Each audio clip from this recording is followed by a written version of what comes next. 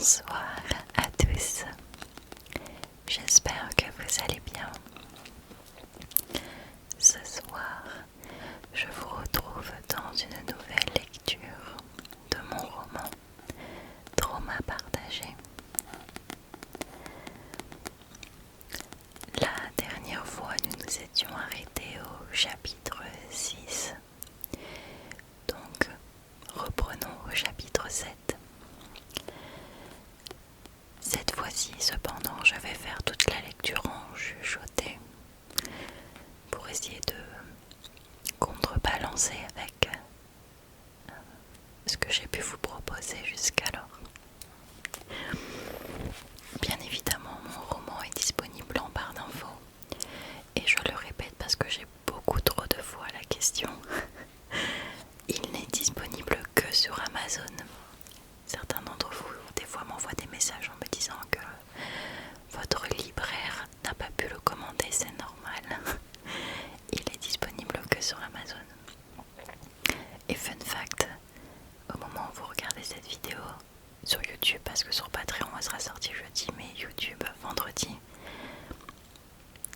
je participe à ma dédicace demain, samedi 7 à 14h. Je vous remets l'adresse en barre d'infos. Si vous êtes de passage avec une copie de mon livre, n'hésitez pas à venir vous le faire dédicacer. Voilà. Alors,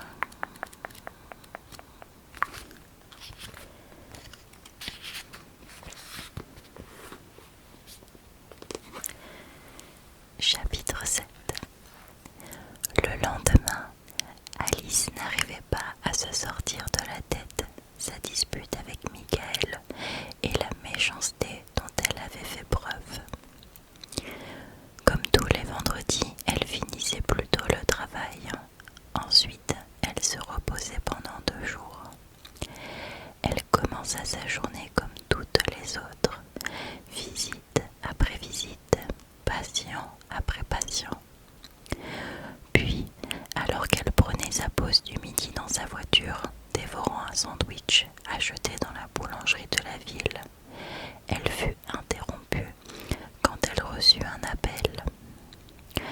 Elle reconnut immédiatement le numéro de la ligne portable du docteur Frédéric. Et merde, pensa-t-elle, je vais me faire engueuler. Elle hésita un instant, puis répondit fébrilement à l'appel. Allô, mademoiselle Merceau, c'est bien moi. Bonjour, ici le docteur Frédéric.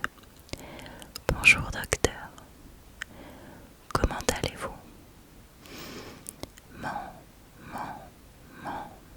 Je vais très bien, merci, et vous-même? À merveille. Je me permets de vous contacter concernant Monsieur Ignace. Elle regarda son sandwich et sentant son appétit la quitter, elle le jeta sur le siège passager. C'est parti, pensa-t-elle, se sentant comme une enfant dont les parents auraient été convoqués par le proviseur de l'école. Je vous appelle car vous avez déjà effectué 2 visites, mais je n'ai reçu aucun retour de votre part. Donc je viens à la source directement afin d'en savoir un peu plus. Elle ne comprenait pas qu'après le fiasco de sa visite hier, Michael ne lui en ait pas parlé. Alors elle se questionna. Ne s'étant pas rendu compte qu'elle n'avait pas dit un mot depuis plusieurs secondes, elle fut interrompue dans ses pensées par son interlocuteur, confus de son silence. « Mademoiselle Merceau, tout va bien ?» Elle répondit enfin. « Oui, excusez-moi, j'avais la tête ailleurs. Monsieur Ignace va très bien. Sa pression artérielle est légèrement en dessous de la normale, mais rien d'alarmant compte tenu de sa maladie. Sa température oscille entre 37 et 37,3 degrés, donc normal. Il prend correctement son traitement à heure fixe tous les jours et jusqu'à présent, il n'y a aucun hématome, aucune ecchymose ou autre blessure à constater. Splendide. Et comment le trouvez-vous, vous,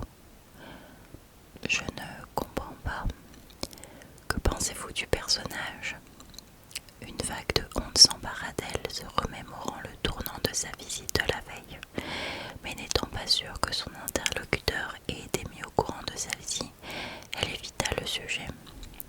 Adorable, vraiment, très chaleureux aussi, son voisinage semble beaucoup l'apprécier. Je savais que vous vous entendriez bien. Personne ne peut ne pas aimer Michael. C'est sûr, dit-elle, remplie de remords. Bon, je ne vais pas vous tenir plus longtemps. Vous n'aviez pas autre chose à me dire. Au moment même où elle prononça ces mots, elle se traita d'idiote de tendre au docteur le bâton pour se faire battre. Non, c'est tout. Il m'a dit beaucoup de bien de vous, vous savez. Oh, encore plus profonde la dague, s'il vous plaît. Il vous trouve très touchante. C'est adorable. Quand est-ce que vous lui avez parlé? Ce matin, je l'ai appelé pour savoir comment se passaient les visites et il m'a dit être très heureux que ce soit vous qui vous occupiez de lui. Heure du décès, 12h34. Vous êtes toujours là? Oui, pardon. C'est vraiment très gentil de sa part. Vous savez, je n'ai jamais connu quelqu'un qui parle autant avec son cœur que Michael. Direction l'enfer, sans passer par la case départ. Bon, il faut vraiment que je raccroche maintenant. Pourriez-vous m'envoyer vos rapports de cette semaine, s'il vous plaît? Bien sûr, docteur, sans faute, ce soir. Merci, mademoiselle Merceau. Bonne journée à vous et bon week-end. À vous aussi, docteur. Une fois le téléphone raccroché, Alice eut une envie terrible de vomir. Je suis un monstre, pensa-t-elle. Elle tenta toute la journée de trouver un moyen de se faire pardonner. Cela la préoccupait tellement qu'elle s'en était rongé certains ongles glaçants. Elle se demanda aussi pourquoi il n'en avait pas parlé au docteur. Après tout, elle avait été odieuse avec lui. C'est lors de sa dernière visite de la journée qu'une brillante idée lui vint en tête. Elle irait à la boulangerie en sortant, achèterait des croissants, des pains au chocolat et se présenterait chez lui en priant qu'il accepte de la laisser rentrer afin qu'elle puisse se confondre en excuses autour d'un délicieux goûter. Elle stressait déjà à l'idée qu'il ne lui ouvre pas ou qu'il n'accepte pas ses excuses, mais compte tenu du fait qu'il n'ait rien dit au docteur Frédéric au téléphone ce matin, soit il était atteint d'Alzheimer non diagnostiqué, soit il ne lui donnait pas rigueur de son comportement, et rien que pour cela, il méritait bien des gourmandises. Une fois le goûter acheté, elle prit la route en direction du quartier de son patient. Arrivée devant le numéro 9, elle déglutit, souffla un bon coup et se décida à sortir de sa voiture.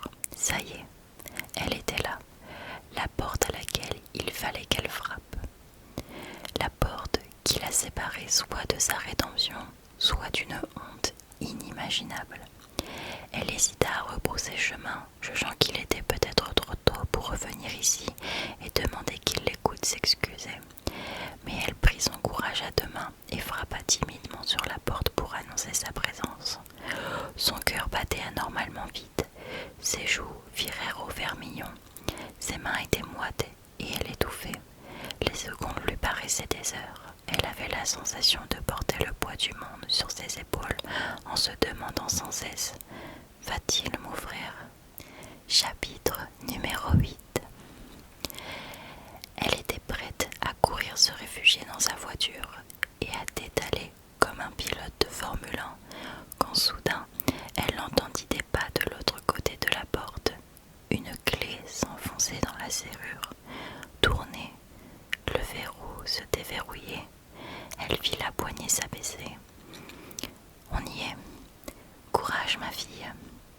Et lorsque la porte s'ouvrit, elle tomba nez à nez avec Michael. Ce dernier la regardait d'un air surpris. Il ne s'attendait pas, d'une part, à de la visite aujourd'hui, et d'autre part, surtout pas à Alice. Cette dernière était restée muette. Tous les mots semblaient s'être envolés de sa bouche, n'arrivant pas à en articuler un seul, ne serait-ce que pour le saluer. Face à la détresse de la jeune femme, Michael brisa le silence. « Bonjour Alice, ce n'est pas mon jour de visite aujourd'hui. » Si.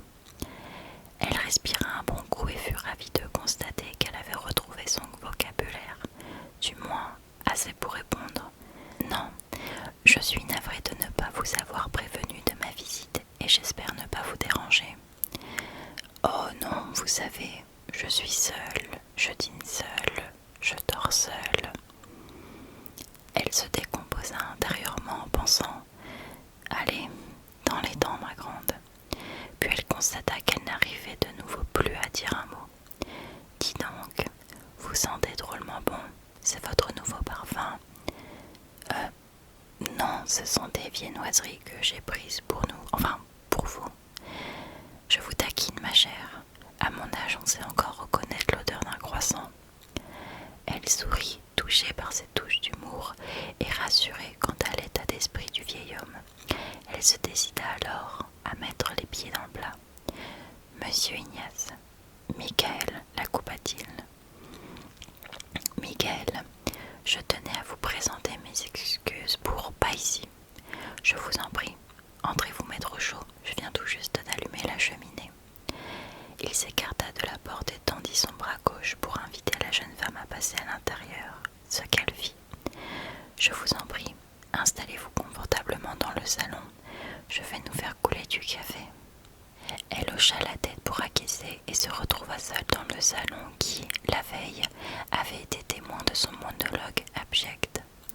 Elle posa les sachets de pâtisserie sur la table et la caressa du bout des doigts comme pour s'excuser de la fessée qu'elle lui avait donnée moins de 24 heures auparavant. Elle remarqua de nouveau que le gilet et le coffre du vieil homme étaient au pied de son fauteuil et non plus sur la desserte où elle les avait vus pour la dernière fois.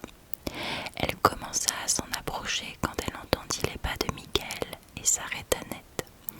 Elle se retourna et ce dernier entra dans la pièce en annonçant « Le café sera prêt dans peu de temps. »« Super. Je vous en prie, retirez votre veste et installez-vous, » dit-il en tapotant le dossier d'une chaise autour de la table. Elle hocha de nouveau la tête, retira son manteau, l'accrocha sur le dossier d'une chaise, tira celle-ci vers elle et s'installa dessus. Michael décida de s'asseoir juste à côté de la jeune femme et soupira sans dire un mot. Ils restèrent assis silencieusement l'un à côté de l'autre.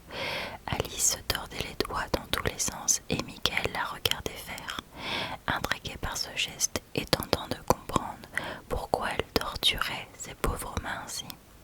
Au bout d'une minute, elle décida à se jeter de nouveau à l'eau. « Michael, je voulais vraiment... » Mais elle fut coupée par la sonnerie de la cafetière de son hôte qui indiquait que le café était prêt. Il se leva et s'éloigna en direction de la cuisine pour aller récupérer celui-ci. Alice laissa sa tête tomber de désespoir et cogna son front sur la table assez fort pour laisser échapper un discret gémissement de douleur.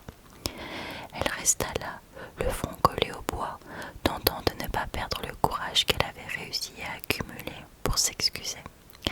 Elle releva la tête quand elle entendit de nouveau les pas de Michael qui revenaient vers le salon. Il arriva avec un plateau en bois sur lequel avait été parfaitement disposée une cafetière, 2 tasses, 2 cuillères, un sucrier et une bouteille de lait. Il se rassit à côté de la jeune femme, attrapa une tasse et commença à servir du café dedans. « Comment prenez-vous votre café ? » ?»« Avec un sucre, s'il vous plaît. »« Voici, » dit-il en tendant la tasse de café à la jeune femme, ainsi qu'une cuillère. « Merci. » Elle la posa devant elle et l'entoura de ses 2 mains pour se réchauffer. Une fois que Michael finit de se servir à son tour, elle se lança de nouveau, priant pour que rien ne vienne la couper cette fois-ci.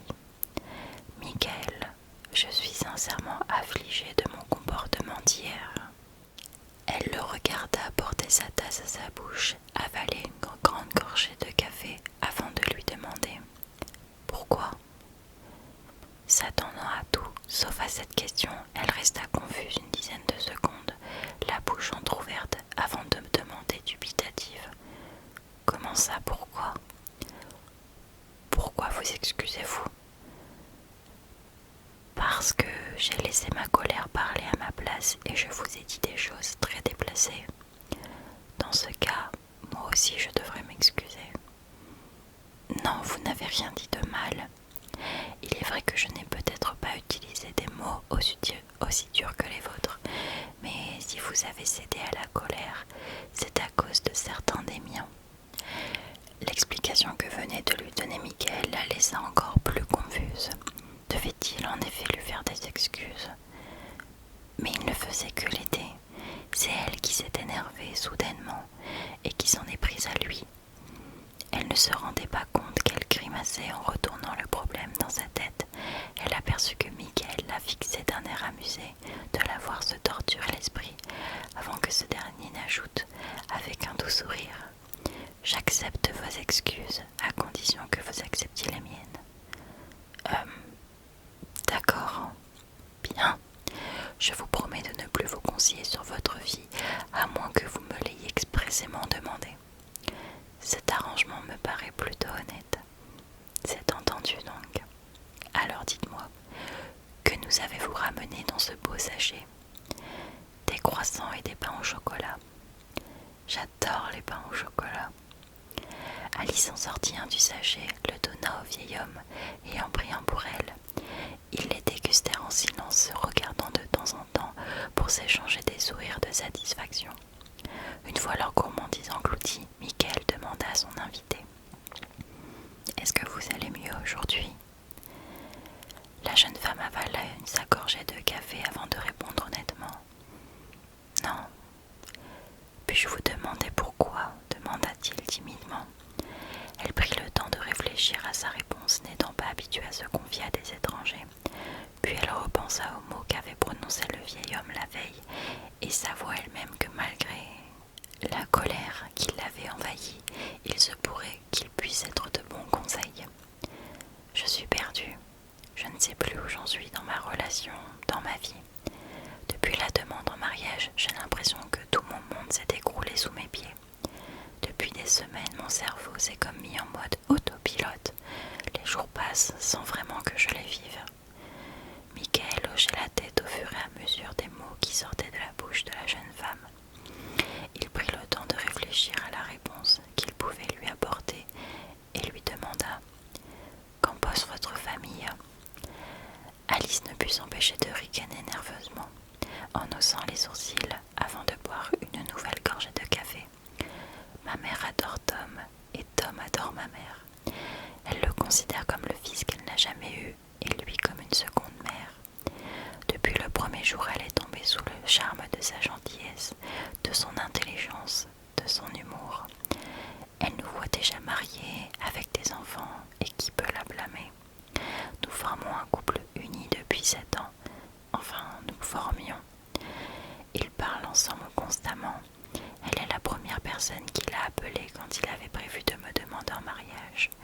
Et c'est également elle qui l'a appelé quand je n'ai pas répondu à sa question. Dans toute cette histoire, elle prend son parti, me reprochant de laisser passer ma seule chance d'être heureuse, de cacher cette merveilleuse relation et de briser son cœur. » Son interlocuteur restait silencieux. Il écoutait chacun de ses mots comme pour les analyser. Une fois qu'elle eut fini, il demanda: « Et votre père, qu'en pense-t-il ?» Elle ne répondit pas immédiatement à la question. Elle avala une gorgée de son café devenu tiède, posa sa tasse, commença à tordre ses doigts, respira bruyamment, puis d'une voix tremblante lui expliqua: « Mon père est décédé quand j'avais 15 ans. » L'homme, peiné d'avoir abordé le sujet, baissa les yeux et tenda une nouvelle fois: « Avez-vous des frères ou des sœurs ?» « 2 sur 2, pensa-t-elle, avant de répondre avec la même intonation qu'à la précédente question. « Ma petite sœur est décédée quand j'avais 15 ans. » Michael comprit immédiatement que, non seulement ces 2 décès avaient durement affecté la jeune femme, mais que surtout ces 2 êtres qui lui étaient chers avaient dû décéder ensemble, ou à peu de temps d'intervalle. Voyant la détresse de son interlocutrice, il demanda d'une voix douce, chaude, réconfortante, en posant sa main droite sur la main gauche de la jeune femme: « Vous voulez en parler ?» Elle ressentit une vague de chaleur par ce geste si doux de la part de Michael, essuya une larme qui coulait sur sa joue droite, respira profondément et se lança. Voilà. Chapitre 7 et 8. Check. J'espère